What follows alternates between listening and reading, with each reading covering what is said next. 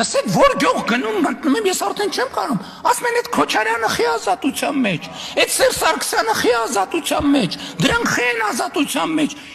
Ինձ արդեն, չգիտեմ, արդեն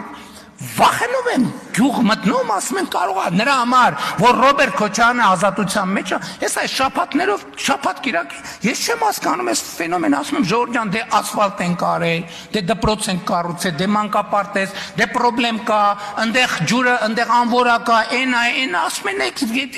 մի ծրի, Ռոբերտ Քոչարյանը ինչի է ազատության մեջ, չասեմ, չեն ասում Ռոբերտ Քոչարյանը, չեմ ասում ինչ են ասում, ասում են Սերժ Սարգսյանը ինչի է ազատության մեջ, այն մեկը ինչի այլ են անուններ տալիս։ Հիմա սրանք եկել են մեզ ասում են դուք բան յար գնացեք հանգստացեք մի հատ։ Եվ հա, բայց ես էլի չեմ ասում, որ այ էսա մենք բռնող չենք ժողովուրդ։